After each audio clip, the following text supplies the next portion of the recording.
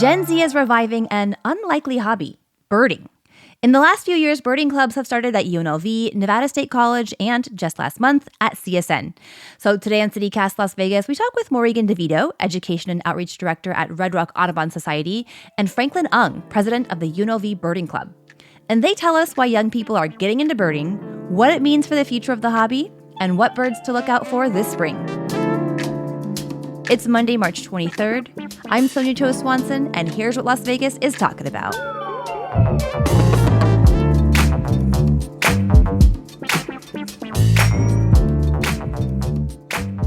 Morrigan Franklin, hello, welcome. Hello. Hi, thanks for having us. So glad to have you. So I want to just get a little temp check here, or maybe do a little background check. Morrigan, Franklin, are you both Gen Z? Are you qualified to speak on this topic?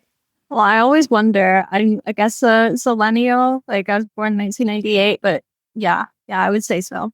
You're on the cusp. All right. So Yeah. Zillennial, Gen Z. All right. And Franklin, are you also Gen Z? I'm like fully Gen Z. I'm like kind of like in the middle between like the transition of like millennial technology to Okay. Gen Z stuff, but I'm like fully in there. All right. So you're tapped into the trends. You're seeing the national trend of Gen Z getting to birding. Are y'all seeing this national trend here in Las Vegas as well? Are more and more young people getting into birding in Las Vegas? There's like so much more interest in birding. Like when I first got into the club and like started college, there's a lot more people just interested in nature in general. Just paying more attention to it, I would say. Mm-hmm. Morrigan, where are you seeing it?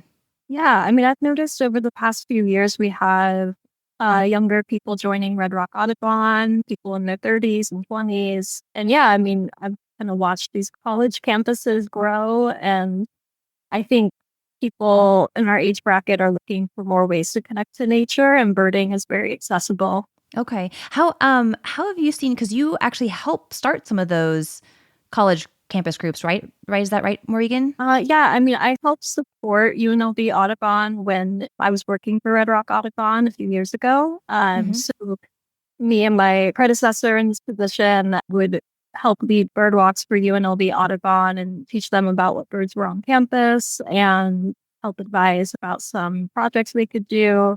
And Red Rock Audubon actually helps support the college campus chapters with some grant funding. And Oh, yeah, cool. we're very interested in helping young people protect birds and connect to birds. Uh-huh. And then the most recent one is at CSN. That one just launched, right?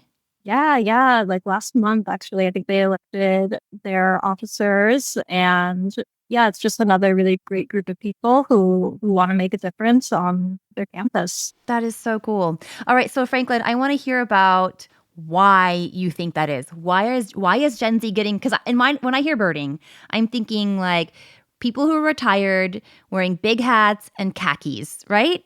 Yes, and that's all true. Okay, awesome. I feel like this Gen Z just wants to get a bit away from the screen. You've seen like how it affects us and even like the next generation. I think Gen Alpha, that's what they're called. It's like we're just seeing like the negative effects of the internet and like how constant exposure and like unregulation just affects people's like mentally and like how they communicate. So I think Gen Z just wants to like get away from that screen. And one of the most like available resources to them is to like look outside, look at nature, and sometimes you just stumble into birding just by like a person who just knows like, oh, that's a mockingbird or something like that. And that's like the launch off point for a lot of them. You get one name and just go off. Interesting. Morgan, what about you? Why do you think Gen Z is getting into birding? I think there's a lot of distractions in our world today. And I think even if we don't realize it, we feel the toll of our attention being spread out in so many different directions. And birding offers a way to really pay attention to one thing and pay attention to it closely. And like Franklin said, I mean, it really does just take one moment with the bird to like really lock in and start to wonder like what else is out there. So it connects people to like this bigger sense of curiosity and awe as well. I love that. And it feels like in some ways, because birds are everywhere, it's one of the more accessible ways to have an access point into that bigger wonder around nature, right? Yeah, Yeah, definitely. You definitely. don't even have to leave your house. You know, look out your window. You can bird at school. It's everywhere. Hmm. So I hear from a lot of birders that there's like this sort of, I don't know, a bird that converts you, right? A Yeah. bird sighting or a bird that you've seen or bird species. You're both nodding and grinning. Yeah. What do you call it? Like your first bird or your conversion bird? Is there a term for it? Your spark bird. Spark bird. Oh, I Mhm. love that. Okay, Yeah. Franklin, what was your spark bird? It was a green-tailed towhee. I don't even know what that is. Tell me more. Yeah, so it's like it kind of looks like a sparrow. It's like that similar body type. It has like a red like top to its head. Overall, kind of like greenish, brownish olive body for green tail, of course, like its namesake. But it basically just kind of goes into like the leaves and kind of kicks them up, looking for little bugs and insects. So I Oh, first saw the bird over at UNLV. I was like at the first bird walk of the semester at the UNLV Audubon, now known as the UNLV Birding Club. And one of our leaders at the time, which is Morgan's predecessor, Alex Harper, he basically talked about the bird to everyone. And I just got so amazed about the journey all the way from Canada. Somehow it landed at UNLV. We were lucky enough to see it. And then the next day it was immediately gone, probably heading off to Mexico during that wow. fall migration season. So just super in awe about this bird. It just made me want to learn even more about all the other bird species we have on campus. So cool. What about you, Morgan? Mine was a snowy egret. So they're a wading bird with long yellowish legs and like a white body. I saw it in 2021 before I was ever involved with Audubon, and it was at the Wetlands Park.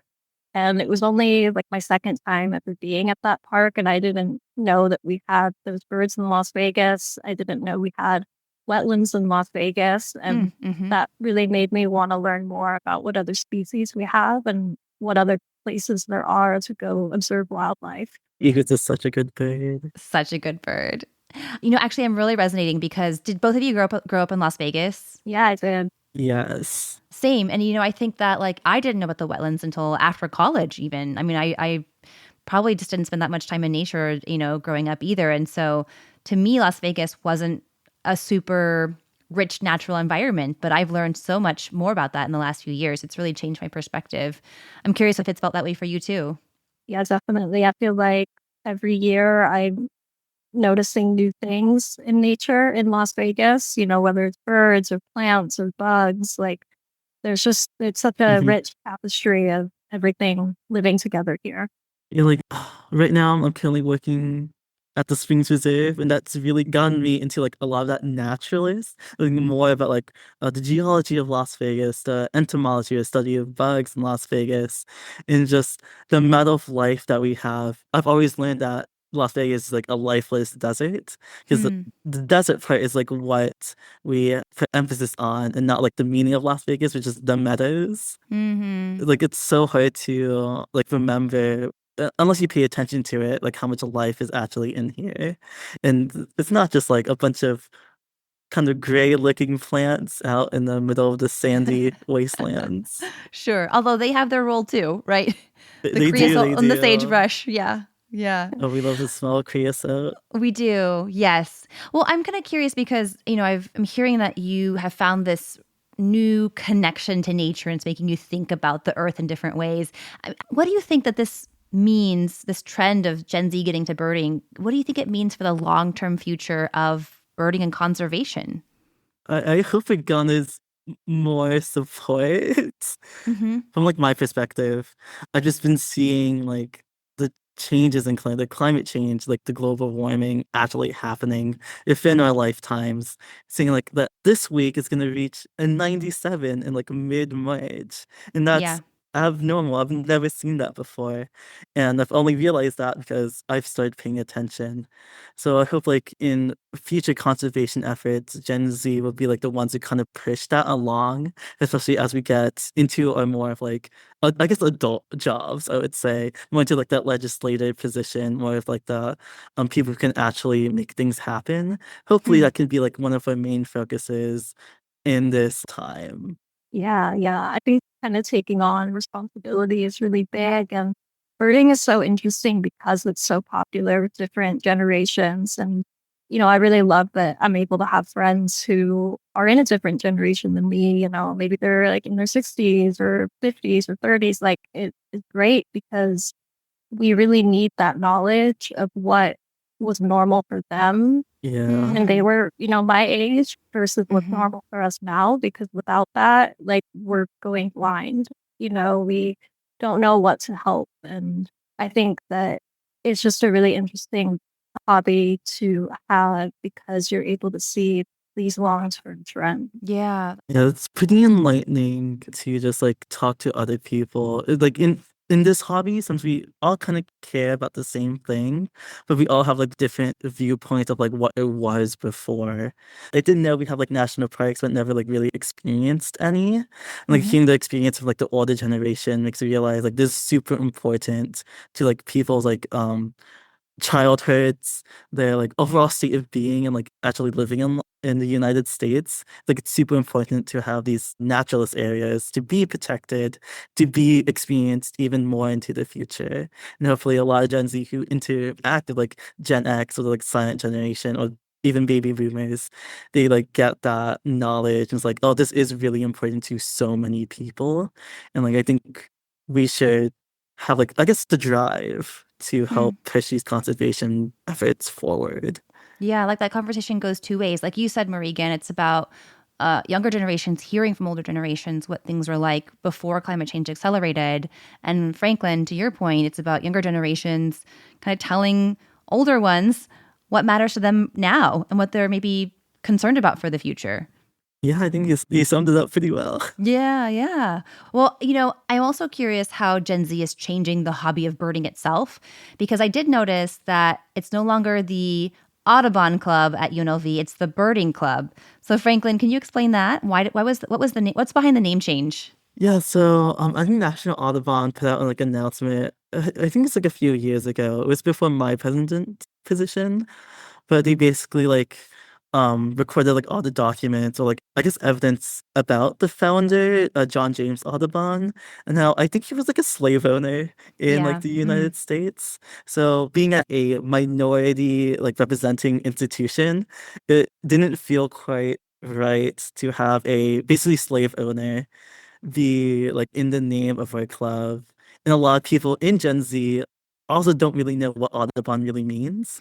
I've learned from like my talks from some of my older coworkers that like Audubon used to be like a big name in like a lot of people's households, but in Gen Z it just really isn't. I remember growing up getting those free calendars, mailed to you from Audubon Society as an older millennial. Yeah, like, I've heard of those. I wish I had them. Yeah.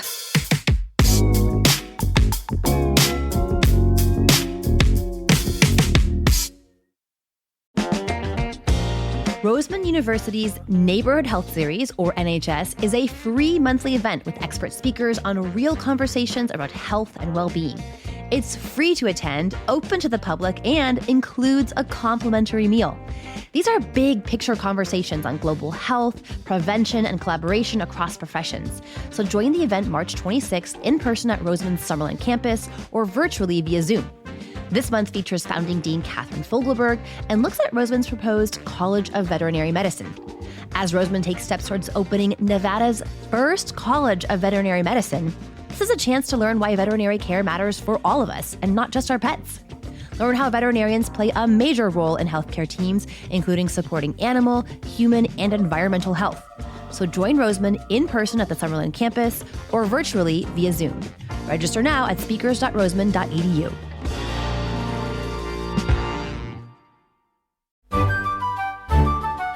Closing out the UNLV Performing Arts Center's 49th season is a performance by the New York Philharmonic String Quartet.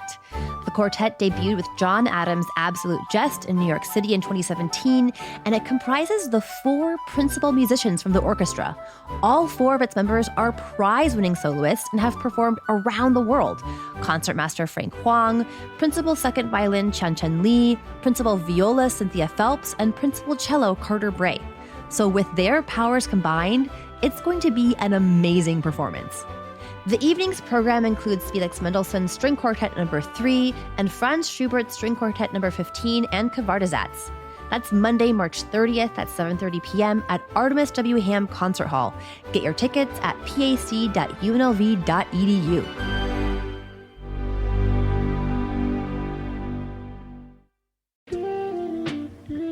Zen Leaf Las Vegas is a local dispensary brand with multiple locations serving the Vegas community. So if you go to their Flamingo and Fort Apache locations, here's something really cool. They offer deli-style flowers. So imagine a deli, right? Where customers can see, smell, and choose their buds before they are weighed fresh. And those locations at Flamingo and Fort Apache also have drive-through pickup if you want a quick and convenient option.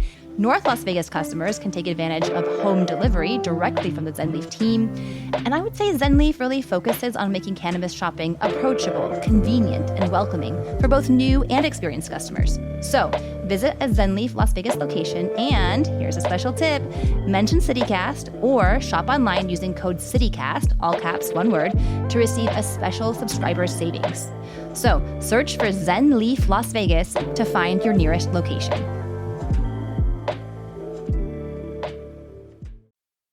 What are some of the challenges facing birds in southern Nevada? I'm curious, are the birds suffering? Are we worried about the birds? Yeah. Oh, great. I don't mean to laugh. No, that's good. It's okay. No, I think your laugh That's is one of genuine. chagrin. Yeah, more than anything.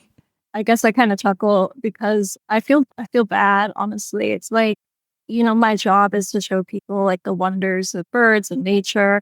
And then it's like I have to hit them with this list, right? So nationally, birds are in decline. Well, it's worldwide, but some recent reports have shown we've lost something like 3 billion birds in North America in the past decade or so. Wow. And the biggest drive of this is climate change and habitat loss. We see habitat loss really directly here in Las Vegas as the city expands. A lot of specialist species like pinyon jays or Lacan's thrashers, they have nowhere else to go if, urban development kind of encroaches on their territories. And then, of course, we have drought, which is affecting the abundance of wetlands and just the amount of water that's available, which is important for migrating shorebirds and songbirds and resident birds as well. But you have like this interesting thing where the city also provides habitat in a way because we have more urban parks with water. So you have like a high concentration of birds at those places like Floyd Lamb Park, Clark County Wetlands Park, Henderson Bird Viewing Preserve. So it's like this just interesting kind of give and take.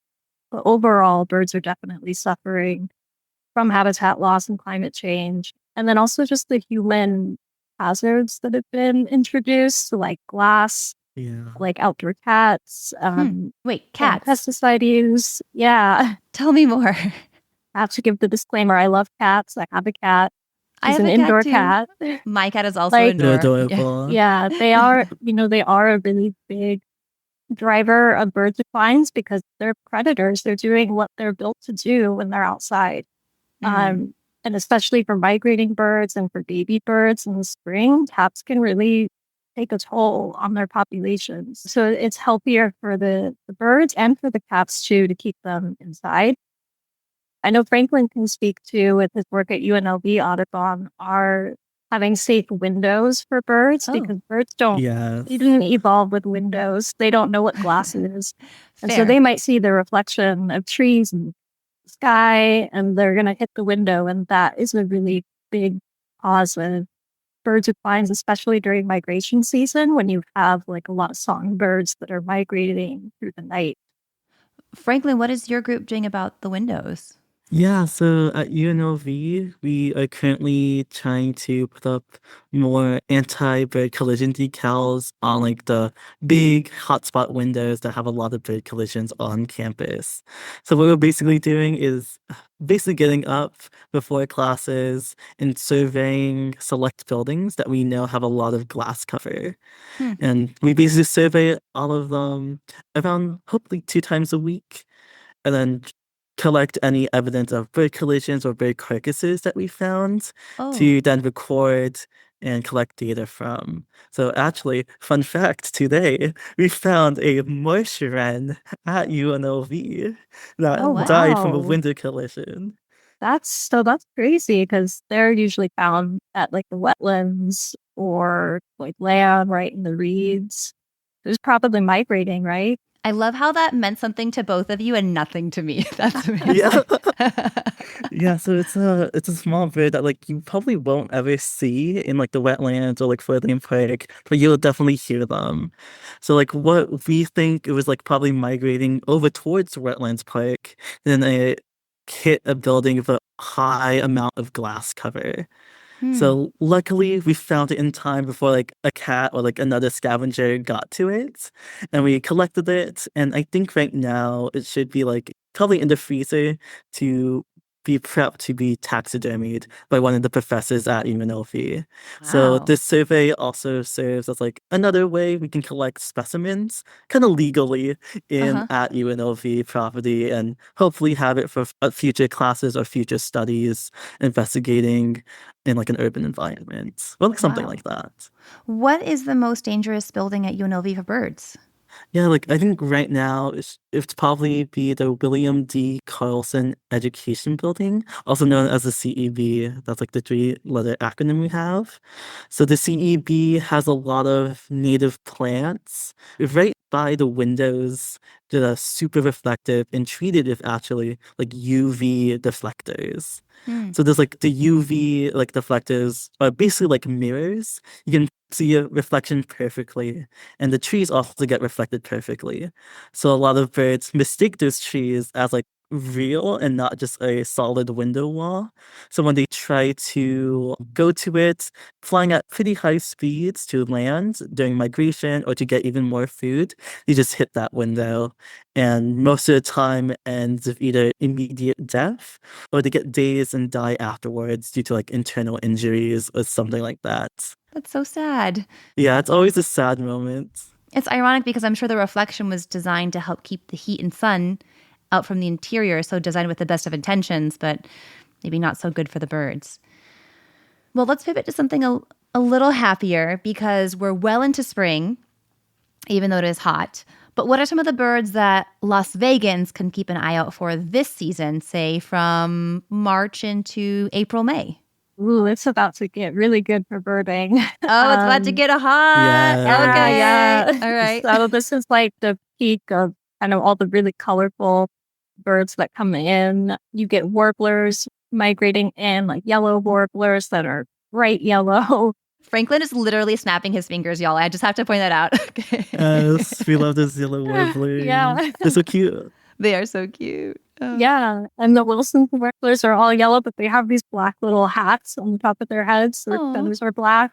And then you get some like food eating birds like tanagers with like the western tanager looks like a sunset. It's all Ooh. orange and red and yellow. So beautiful. I've heard them described as like a Cheeto. That's how red they are, like how orange they are.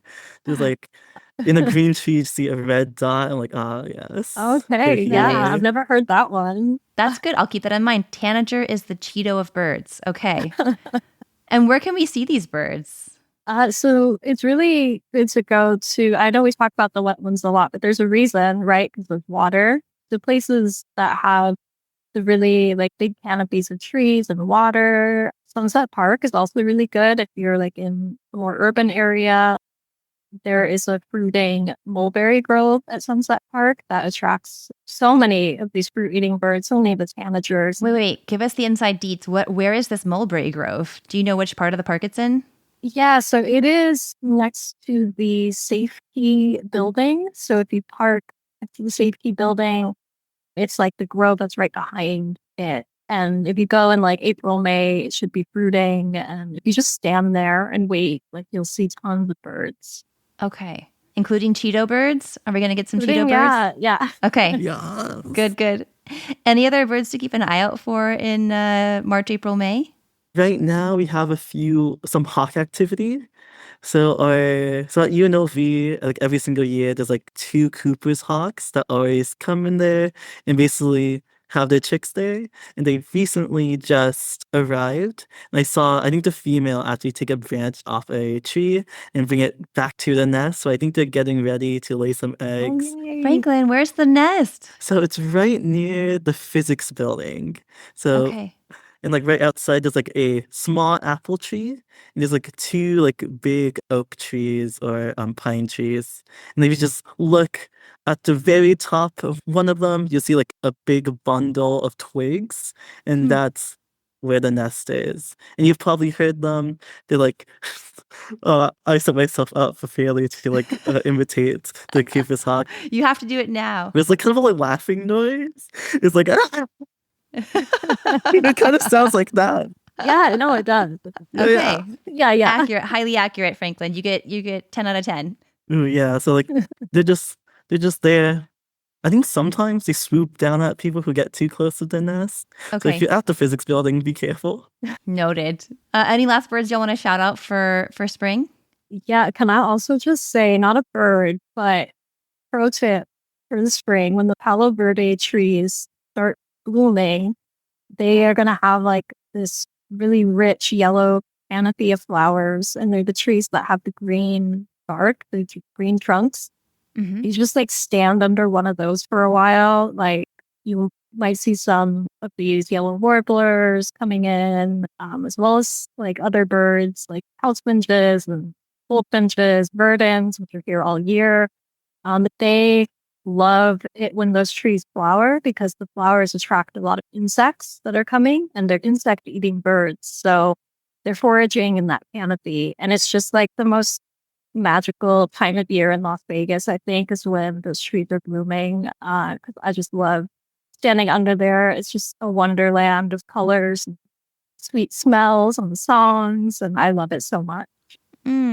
Morgan, you're actually converting me to want to get into birding now. Yeah, Both good. of you. You should. Almost like it's my job. Well done. Bravo. Clap. But what are your tips for first timers? If you were going to give like maybe 2 tips each, what are your tips for a first timer trying to get into birding? What should they bring, do, prepare for? Do I have to get up at the crack of dawn? I'm not a morning person. I would say no. I mean, I think like if you want to get into birding, like all you have to do is just go in nature and just observe what's there. Like there's no wrong way to go birding. There's definitely tools and tips to like get better at identifying species or to see rare birds or like things like that. But really, like all you need to bring is your sense of appreciation and wonder for nature. Just find a tree or find a park, look out the window and just see what shows up.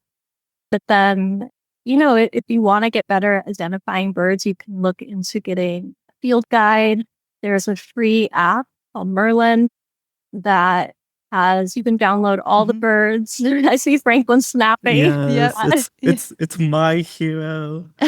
Okay, seconding the app. Yeah. Merlin. Got it. Noted. Yeah, like so Merlin ID is an app created from like I think Cornell University, and it basically allows you to record your surrounding like environmental sounds. And if it does hear a bird, it can pick it up. It can tell you what bird that is. It's What? I feel like pretty good accuracy. It's not That's 100% amazing. perfect, but like Yeah. it gives you a sense of like this bird exists here, and like just gives you a photo. You can click on it for more information. It's an amazing app if you just want to like go out there, casually bird. And if you have the app, you just click that on, let it record for you while you appreciate the nature and sounds around you. Then you can go back afterwards and see what made the sounds you've heard. Wow. Yeah, it's a really powerful tool. And I think it's interesting. I mean, going back to Gen Z, getting into birding, like, I think the tools are a little bit more accessible now. So that might also be part of the appeal. Like, we have these apps that we could use. I know people also keep, not just Gen Z, but all birders of all ages have been keeping checklists on eBird, which is the citizen science app, also run through the Cornell Lab of Ornithology, that documents like all the bird species you see. And then it goes to like a global database. So you can, if you wanted to, like go into that database and look at trends of different bird populations. I mean, they actually use it for their research. But anyways, to get back to my point, there are just more tools like that you can use on your phone now. And so it, I think, is a little bit more accessible for people. Like there's less of a barrier to just get into it. Amazing. Well, Morrigan Franklin, I'm feeling really inspired. I'm going to go download eBird and Merlin and maybe just go outside into my backyard and see what I see. Yeah. Yeah, you probably get some pretty good diversity. Yeah. Even just in your backyard, just sitting. Awesome. Red Rock Audubon is always a resource too. Like we have bird walks almost every weekend throughout the year, except in the summer. And we go to parks all around town. So people are welcome to go to our website and check out our calendar. And if you go on a bird walk with us, you will be with someone who knows what they're looking at. And it's just a great way to meet people and make friends. Amazing. We'll keep an eye out. We'll put those links to both of your groups in the show notes as well so folks can stay connected. Well, Morrigan Franklin, thank you so much for joining us on CityCast Las Vegas today. Thank you. Thank you for having us.